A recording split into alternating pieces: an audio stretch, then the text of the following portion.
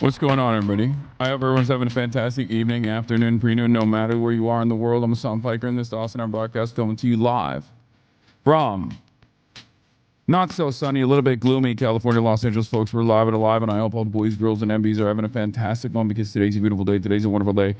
Today is a very special day. 68 degrees and partially sunny here. It's nice out. A lot of people who like Connie Chen, or even some people who like Scott Wiener, people who find me to be a dangerous person that's like ruining the party or whatever, are cynically claiming that I'm anti-Asian, which is, I think, one of the funniest things you could possibly say about me beyond being like anti-trans or pro-Israel is that I like more often than not I hear the opposite thing, which is that I'm too pro-China, right? And then all of a sudden I'm like anti-Asian. There are people who I like, whose takes I actually appreciate, like, you know, guys like this, why disassembler. I don't have any issue with these people. Like, there's a lot of people in the anti-Shoycott camp that I actually literally am totally aligned with ideologically. I've never even heard this criticism. Now you're anti-Asian. It's just made up, man. It's made up. Look at what he cropped out in the screenshot. Another endorsement for Trucker Party from Czech Nose, Pennsylvania. Amazing. Look at what he cropped out in the screenshot. In April, the Republican National Committee resurfaced videos in which Piker expressed irritation with first generation, second generation, third generation Asian people who are dogs to white people. Supervisor Connie Chan, another candidate running against Trucker Party who was born in Hong Kong, condemned the rhetoric in her statement at the time. It's disappointing when we become used to people making inflammatory and even racist remarks to get clout online. To which I responded with, "You're happy with the current admin's anti-diversity initiatives? This Republican clip chimp was my commentary about a white supremacist org using tokens to dismantle affirmative action. Do you agree with the RNC research team? Does Connie? To be fair, I don't even think she does. You think you're teaching leftists in San Francisco anything about this? We all know about it because it was fucking homegrown. It started with Friends of Lowell. That spawned with Diane Yap. What he's doing here is smearing Connie as a Zionist in defense of you because she reacted to something. She reacted to some completely indefensible statement of yours. See, this is what I mean. It's like, really, it's indefensible. You find it indefensible. You find it defensible for a white supremacist organization who has actively tried to fucking tackle affirmative action initiatives, which have now led to the anti-DEI movement that we are currently in. You find that to be so fucking... Sometimes you can't be talking like that, white baby. See, this is what I mean. First of all, suck my fucking cock, okay? I'm a goddamn Muslim American who gets fucking called a terrorist every fucking day. Okay? Are we doing racism Olympics? Are we talking about what kind of racism is institutionally completely appropriate? What do you think? Who do you think receives more fucking dick eating on a daily fucking basis? Oh my God. White baby? We're not talking about like black Americans living in Jim Crow South here. What the fuck? I'm attacking the concept of tokens that are being spent in the behest of white supremacy. You can't be saying white baby like that. That's ridiculous. It's a joke, man. I know. It's just like very frustrating. The idea that I'm like a anti-Asian reactionary because I'm saying that the anti-DEI movement that is literally harming Asian Americans right now, in some ways, was also, in some ways, deployed Asian faces for white supremacy. This is how it started. That clip is one from the Republican National Committee. Of course, they don't give a fuck about Asian people. I do. Like, if I describe the context of like what my criticism is, and you still choose to go, nah, that's still fucked up. No, you know what I think is fucked up? I think white supremacy is fucked up. I think anti-DEI initiatives are fucked up, okay? I think racism is fucked up. And if you are going to be a willing participant of white supremacist movements, I'm going to shit on you. It's once again people getting lost in the fucking optics of something and choosing to not read further into what's going on in the process of me describing exactly what's fucking going on. I've had to deal with this shit nonstop with Candace Owens, for example, or Thomas Sowell. Am I anti-black for shitting on Thomas Sowell? Am I anti-black for shitting on Candace Owens, for saying Candace Owens is a token for white supremacy? Some people think that way. I certainly don't. We can have a real conversation about it, but if you just get stuck with the fucking, if you get stuck with the notion that like I'm a reactionary, then yeah, we're gonna have an issue with that. That's stupid. I mean, they try to do this with Nick Fuentes, bro. When I said Nick Fuentes is a gay Mexican white nationalist, How does that make sense? People are like, wow, Hasan, you're being homophobic and you're being anti-Mexican. It's crazy. Like, liberalism is so fucking busted. Like, standpoint epistemology being deployed at the behest of unbelievably reactionary movements is so effective still for so many people, because I don't think liberals understand. Like, they have no way of conceptualizing that, someone can be a willing participant in white supremacy and white supremacist movements and fascist movements. We live in the United States of America. The Groyper movement is unbelievably diverse, okay? Groypers, these white nationalist neo-Nazis on the internet, are far more diverse than whatever the fuck the educated suburbs look like that vote for the Democratic Party consistently. And there's still people turning around and being like, no, I don't understand. Well, why are you making fun of all of these brown and gay sometimes white nationalists in the Groypers movement? Like, that's really fucked up, sweetie. Like, have a little bit more nuance, right? I don't have any time for that. I don't really give a fuck. If you don't like the way I communicate, it is what it is, right? This is just how it is. I know what it's a reference to. Meanwhile, the Republican Party has actively disenfranchised the entirety of the black voting bloc in fucking Tennessee, and we're having this dumbass conversation. You know what I mean? It's ridiculous. Let's move on from this. The other thing that I said earlier was the VA Supreme Court denied the results of the redistricting referendum. SCOTUS gutted the Voting Rights Act, and Tennessee carved up the last Dem district, destroying black voter power in the state. Those who make peaceful revolution impossible make violent revolution inevitable. Now, many of you are probably familiar with this quote. If you have done any reading whatsoever, you know that this is JFK. And of course, classic, I said, democracy is a pressure valve for the public.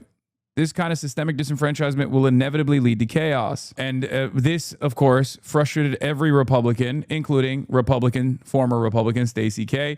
But the Voting Rights Act being repealed was all a result of peaceful right-wing revolution. They accomplished the rollback of Voting Rights Act by winning important elections over the span of the last 30 years. Revolution isn't necessarily a left-wing thing.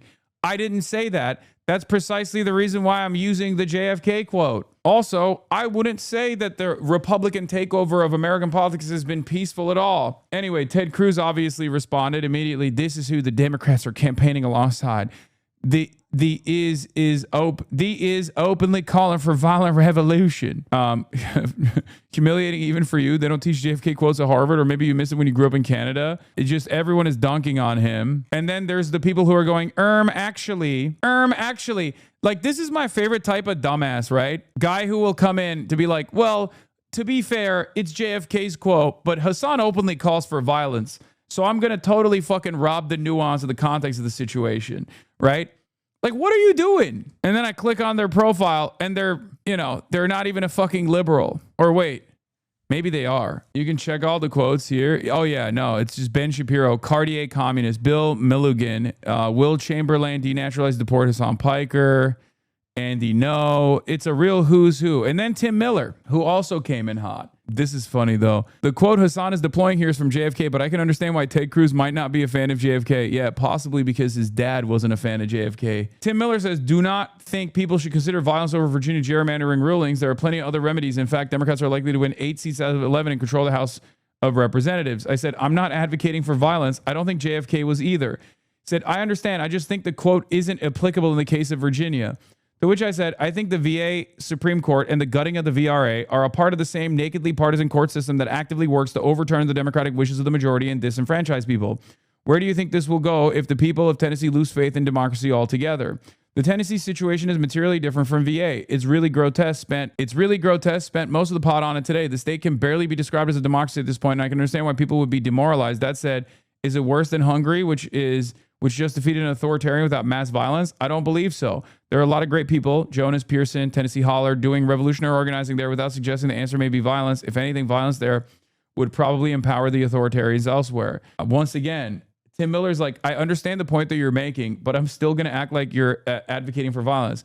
I'm not advocating for violence. I'm saying if you keep destroying different pressure valves, if you keep telling people they can't protest in the streets, if you jail them over it, if you take away their power to vote, if you take away their representation, then people are inevitably going to lead in that direction, which is, ironically enough, exactly what JFK was talking about. It's nothing new. I don't think he understands that this sentiment isn't promoting violent action. It's that it leads people other than you making that choice. It's about removing a pressure valve. Yes, I make it very clear. And yet there are plenty of liberals who fucking despise someone ever leaning into systemic analysis. There are plenty of people who think analysis equals endorsement. There are plenty of people who genuinely cannot comprehend someone saying, look, these kinds of seismic shifts that disenfranchise voters, if left unchecked, will inevitably create a destabilized system. And in the aftermath of said destabilized system where people have no pressure valves, they will take violent actions. This is not to promote violent revolution. It's to try to avoid violent revolution. Abdul Sayed, are you going to condemn your buddy's call for a violent revolution? Yeah, I don't think Abdul Sayed is going to call out JFK. I don't think he's going to. Abdul Sayed, do you condemn JFK? Don't you think JFK is Hamas? Graham Plattner says, just ignore the court ruling. I'm old enough to remember when Republicans in Ohio just ignored court rulings repeatedly and did it anyway. Yeah, I think they should. By the way, I agree. Which, by the way, VA Dems are not. They're saying we respect the decision of the Supreme Court of Virginia. I don't respect it. Fuck it. Ball. Fuck it. We play ball. What are we doing? Why did you even do this to begin with if you're not going to fucking push for it? Like, these guys are shaking up the system on a daily basis.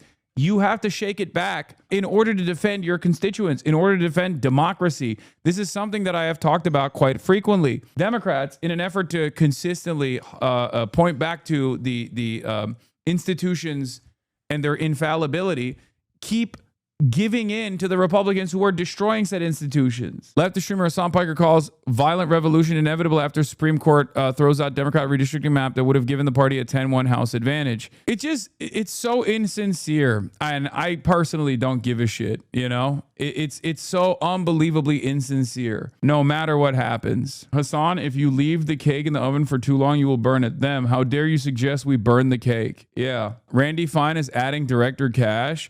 Democrat leading spokesperson and Muslim terrorist Hassan Piker is calling for violence in the aftermath of the court ruling striking down to illegal gerrymander in Virginia. Democrats have made Muslim terror violence a core part of their party. I love that the moderate Democratic wing, by the way, is like pretty much right there with Randy Fine. Like, they won't say, they haven't resorted to calling me a radical Muslim terrorist, but you know, they certainly don't have an issue with it. Yeah, quoting JFK is terrorism. Quoting JFK is terrorism. Great. All right, I guess I'm going to fucking prison. What am I supposed to do? What kind of an idiotic country do we fucking live in? And this was a very salient take, okay, and I totally agree with it. When I say the country is institutionally rigged for Republicans, I'm talking about how Virginia gets their maps struck down after a 2-year process involving multiple legislative sessions and a statewide referendum, but Tennessee can just decide not to enfranchise Memphis anymore. And that's literally what's fucking going on here. It is so frustrating.